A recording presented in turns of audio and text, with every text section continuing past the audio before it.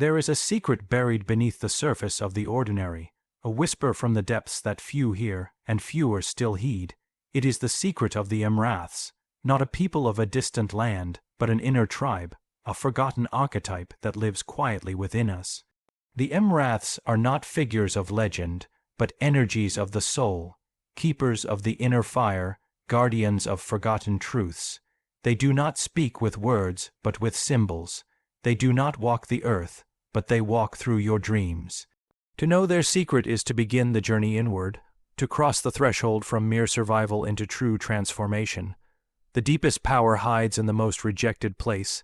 It is a paradox that disturbs the comfortable mind and offends the ego's need to be only good, only light, only right. But truth does not concern itself with comfort. Power, true power, does not reside in the places we polish and present to the world. It resides in the shadowed corners, in the disowned memories, in the emotions we were taught to suppress. It waits patiently in the parts of ourselves we were told to be ashamed of, the rage we swallowed, the tears we buried, the desires we deemed unworthy. What you reject becomes your prison, but what you reclaim becomes your key. The self you exile becomes the force that controls you from below. Unseen, unspoken, but always active. It shows up in yourself. Sabotage, your unexplained fears, your restless longings. You think you are free because you ignore it, but that which is ignored grows stronger in the dark. Until you turn around and face what you have cast away, you remain a stranger to your own soul. The rejected place is sacred because it has not been touched by the world's approval. It has not been shaped by social masks or tamed by politeness. It is raw, it is untamed, it is honest, and within that rawness lies the forgotten source of your creativity, your courage, your instinct, your voice. When you learn to sit with the parts of yourself that make you uncomfortable, you begin to awaken something ancient and vital, something that cannot be faked or taught. This is why the path of transformation always begins with descent. Not into despair, but into depth. You must descend into the wound to find the medicine. You must look directly at what you fear to understand what it guards. What if your shame is a container for your power? What if your fear is the guardian of your purpose? What if your rejection is the very gate through which the sacred enters? Those who carry the most radiant light have passed through the darkest doorways. They have met themselves not in glory, but in grief, not in success, but in surrender. And in that surrender, they found the part of themselves that can never be taken, because it was never built to impress, only to be. The secret is this: what you reject in yourself does not die, it waits, and when you are ready to reclaim it, it does not return as weakness, it returns as wisdom. Symbols speak the soul's truth in a way words never can. They are the native language of the unconscious, the forgotten tongue of the inner world. While the rational mind deals in definitions, the soul communicates in images, metaphors, and signs. A dream of a serpent coiled in the dark, a bird flying upward through a storm, a mirror that cracks but does not fall. These are not random creations of the mind. They are messages, each heavy with meaning, sent from the depths of the self to the surface of awareness. We have been taught to mistrust what we cannot measure, to dismiss what we cannot explain. But the soul does not care for linearity or logic. It speaks in paradox, in poetry, in myth. A single symbol can carry the weight of 1,000 emotions, 1,000 years of human experience. It can hold sorrow and revelation, death and rebirth all at once. Symbols do not explain, they reveal. They do not tell you what to think. They show you what you already know but have forgotten. In dreams, in synchronicities, in the strange images that return again and again to our minds, we encounter the language of the soul trying to break through the noise of the surface world. A crow perched outside your window at the moment of decision. A recurring number or name that stirs something ancient in you. A song that finds you just when you need to hear it. These are not coincidences. They are conversations. To ignore symbols is to silence your own depths. To listen to them is to begin a dialogue with the mystery of your life. They are the footprints of the invisible walking through your visible world, and they do not come from outside you. They arise from the part of you that is most alive but least acknowledged. They come from the very place your true self is waiting. Even ancient myths, those we call stories, are not just tales to entertain. They are encoded truths, preserved in symbolic form. offering maps through suffering, death, and rebirth. Every dragon represents a fear. Every journey into the forest is a descent into the unknown. Every lost child is a forgotten part of the psyche, waiting to be retrieved. The soul speaks through these archetypes, not to confuse us, but to awaken us, to remind us that behind every experience there is meaning, and behind every meaning a calling. Symbols are not decorations of thought, they are the bones of it, they are the original script of human consciousness. To walk the path of inner knowing is to relearn this language. It is to watch closely, to feel deeply, to trust the image that stirs something nameless inside you. It is to realize that the soul has always been speaking, not in facts, but in fire. Not in words, but in signs, and when you finally listen, you discover that what you thought was silence was a symphony waiting for you to remember how to hear. The mask is not a lie, but a threshold. It is easy to believe that what we show the world is false, that our roles, personas, and performances are betrayals of the true self. But this view is only half the story. The mask, rather than being a deception, is often a necessary bridge. It allows us to exist within society, to communicate, to belong. It protects what is still too fragile to be exposed. It gives form to the formless, a face to the unseen. From childhood, we learn to shape ourselves in response to what is around us. We become what others need us to be: obedient, pleasing, strong, silent. These masks are not chosen lightly. They are forged in the fires of survival.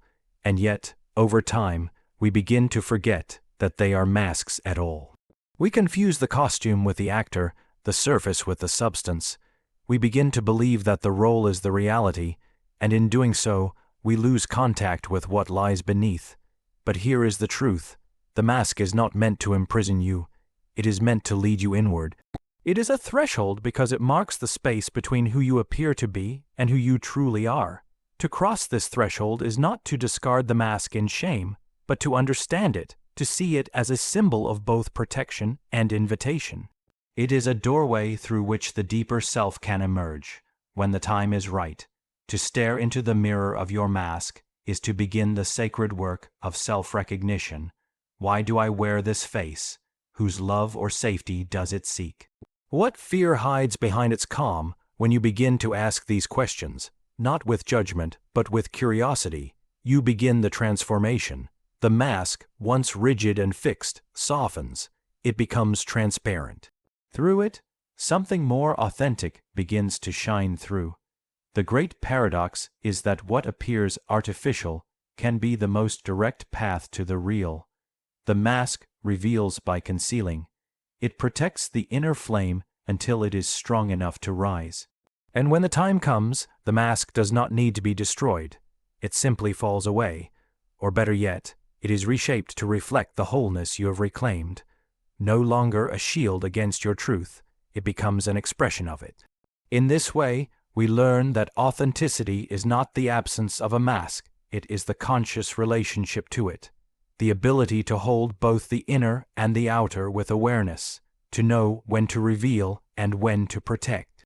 To carry the wisdom of the unseen even in the presence of others. The mask is not your enemy, it is the threshold you must cross if you wish to meet yourself. The wound is the place of initiation, not a flaw to be erased, but a gateway to something deeper. We are conditioned to hide our wounds, to cover them in silence, shame, or distraction. We treat them as evidence of failure, weakness, or lack. But in the hidden architecture of the soul, the wound is not a dead end.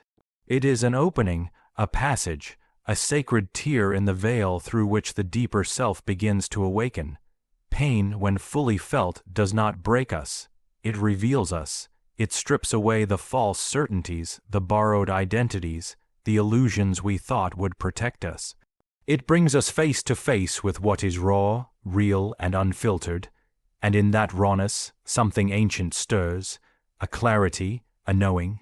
The self we thought had been lost, or perhaps never existed, emerges from the rubble, not as something shiny and triumphant, but as something quiet, grounded, and true. Initiation is not a ceremony of outer recognition, it is an inner transformation. It does not begin with applause, But with rupture, the wound often comes uninvited. Heartbreak, betrayal, abandonment, illness, loss. Life pulls the ground from beneath us, and we fall. But in the descent, we encounter the part of us that cannot be destroyed, the part that survives what the surface self cannot. The wound opens a door to the soul's depths. It calls us to look inward, to descend into what we've avoided, and to sit with what we do not yet understand. It forces us to ask, who am I now, stripped of what I clung to? What matters when nothing is certain? What remains when everything else has fallen away? Through this questioning, through this quiet burning, we are remade. Not repaired, not returned to who we were, but transformed into someone who carries the mark of the journey, the one who walks forward with a different kind of strength, the kind that knows sorrow and does not fear it, that has faced the darkness and no longer runs, that holds space for others not by advice, but by presence. This is the essence of initiation. The wound becomes the teacher. It breaks us open so we can be made whole, not as we were, but as we are meant to be.